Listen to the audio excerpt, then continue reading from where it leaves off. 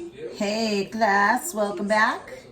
This is video lesson 2 and we are going to do some more practice with Chebyshev, our Russian dude Chebyshev. Hopefully you say God bless you. So in video lesson 1, we reviewed what we did Friday before poop hit the fan and school was closed until further notice, and we did the backwards problems of Chebyshev. I reviewed with you the 3 parts of Chebyshev, which again, you have the formula 1 minus 1 over k squared, and then you have the 2 percentages. Chebyshev found that 75% of the data is within 2 standard deviations, and 88.89% of the data is within 3 standard deviations. Remember, that's not the standard dev, it's how many standard deviations you are within the mean. So in video lesson 1, we did example, just make sure I got this right, example 9, which we did Friday before break. Some of you have emailed me because you missed school Thursday, Friday because of the coronavirus, and you were trying to figure out what to make up. We did example 9 in class. I reviewed that in video lesson 1, and we also did number 32, both parts. And we reviewed CVAR. So just to review with you one more time, I assigned our first assignment is going to be the CVAR worksheet. I said this at the end of video lesson 1. Examples 3 and 4, and the textbook, page 140, handout, 33 both parts, and 35 and 36. And I'll repeat that again at the end. But let's do some more practice with Chebyshev. So we have 37. Let's take a look at 37. So on the textbook handout, we're going to do the average college student produces 640 pounds of solid waste each year, including 500 disposable cups and 320 pounds of paper. If the standard deviation is approximately 85 pounds, within what weight limits will at least 88.89% of all students' garbage lie? Okay, there is a lot going on in this problem. We have average. What's a fancy word for average? Give me a fancy word for average. That's right, it's mean. So the mean is 640 pounds. And then they break that 640 down to 500 and 320. It's really useless. You don't need the 500 and the 320. It's very confusing, so ignore it. Standard deviation is 85. That's important. And then they give us a percent, 88.89. So these are the notes.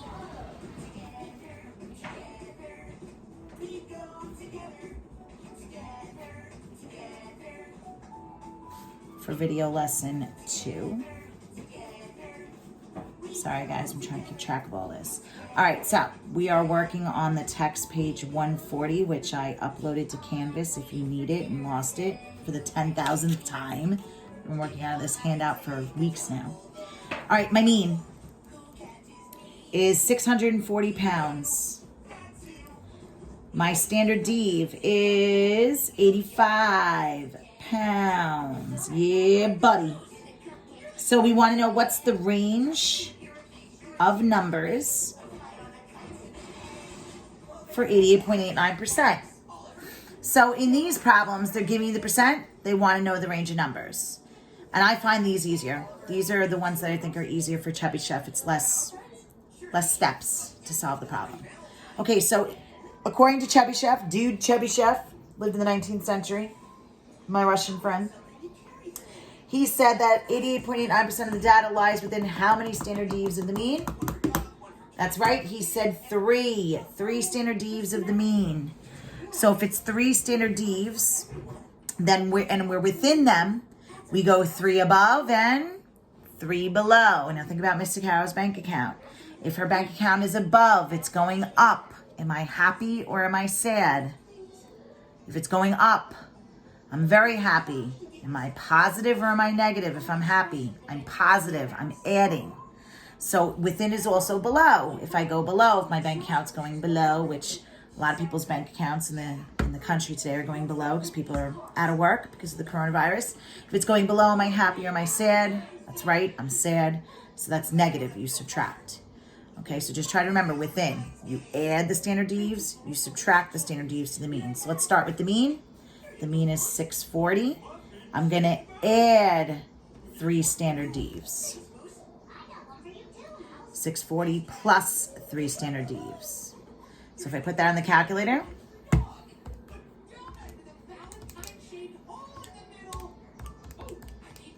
we have 895, and that is pounds. Now within is also below. So if I go below, am I adding or subtracting? I'm going to subtract 3 standard deves. So if I put that on the calculator, that is 385 pounds. And yes, I want you to write a sentence. So we're going to write 88.89% of all students' garbage lies between 385 pounds and 895 pounds. And there it is, ladies and gents. And yes, I want to see the sentence.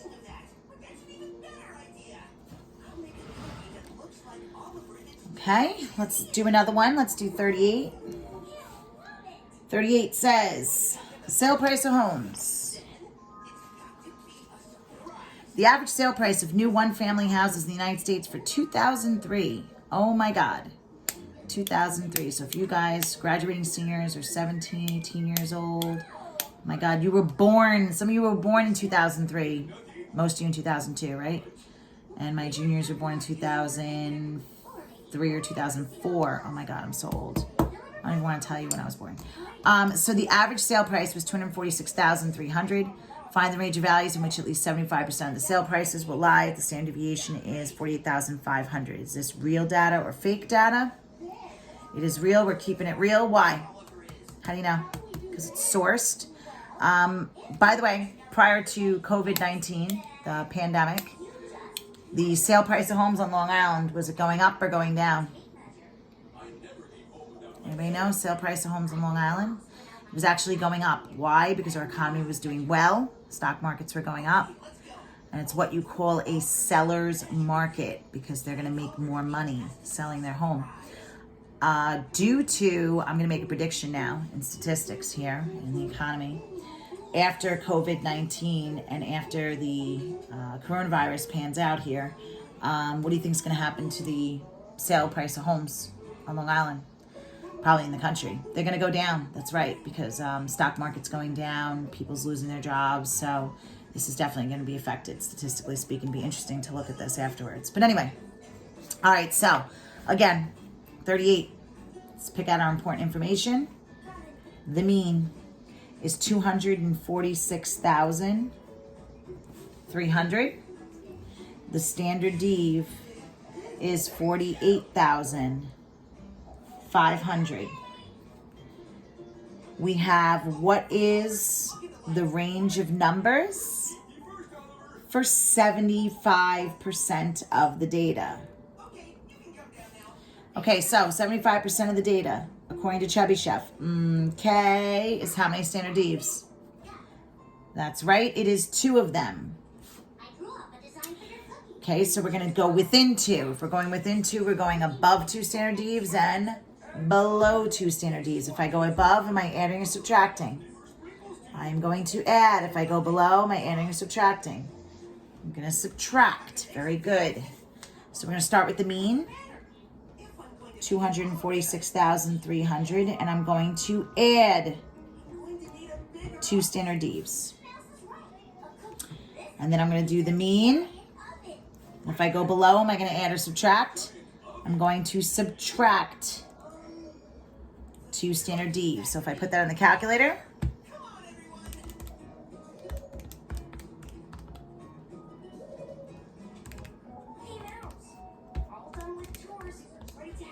I get 343,300. 246,300. Whoa. Oh, I'm glad I redid that. Okay. So 343,300. And then 246,300 minus 2 standard devs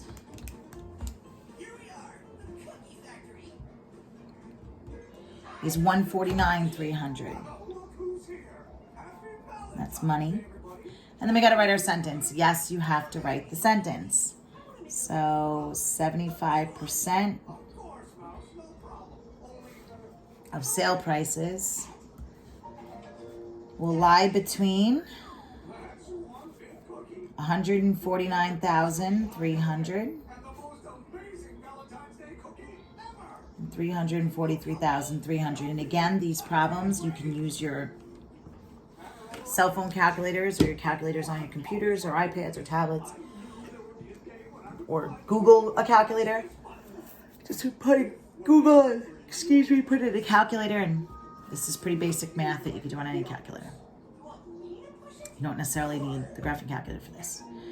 All right, and last but not least, let's do one more like we were doing in video lesson 1, working backwards so you can see the difference now. 39, trials to learn a maze.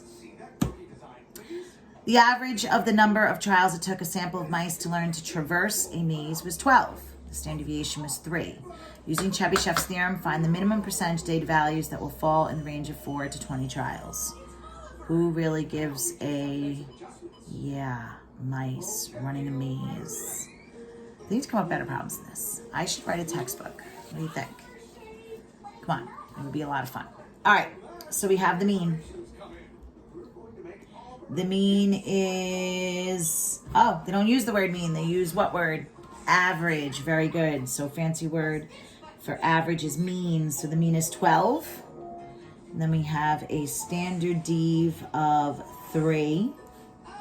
And I want to know what's the percent this time. And they give me a range of numbers, 4 to 20. So again, this is working backwards when they want to know the percent. This is the one that's the 3 steps. Max minus mean, difference divided by dev, that gives me my k, and then plug it in, 1 minus 1 over k squared. So what's the max here? Who's bigger, 4 or 20? Who's bigger? The 20 is bigger, so we're going to do 20 minus the mean, and that gives me 8. And then difference, 8 divided by the dev, is going to give me 2.6 repeating, and I'm going to round that to 2.7. That is my k, and then I'm going to plug that in. 1 minus 1 over k squared. So again, in the calculator, 1 minus,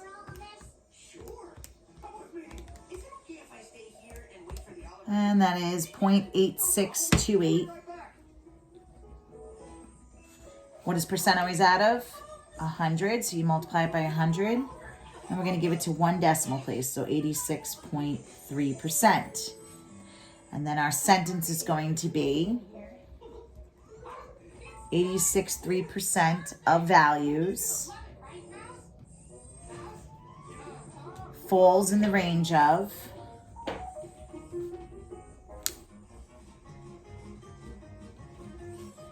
4 and 20 trials.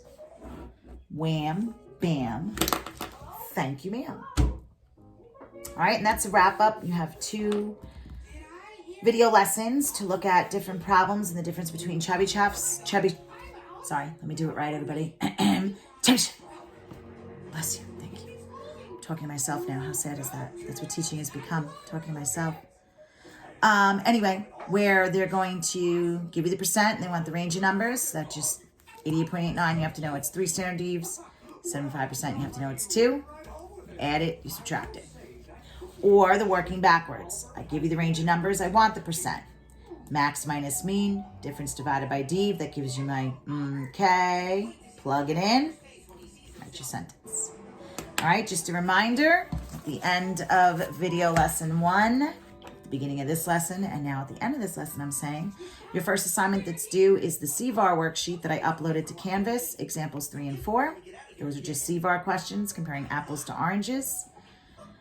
And then in the textbook handout that you've had, if you lost it, I also uploaded it to Canvas, is 33, both parts A and B, 35 and 36. All right. This is Miss Sicaro signing off. Take care. brush your hair. And that is my obnoxious little 7-year-old. Goodbye, everybody. Have a good one. Be safe. Be well. Wash your hands.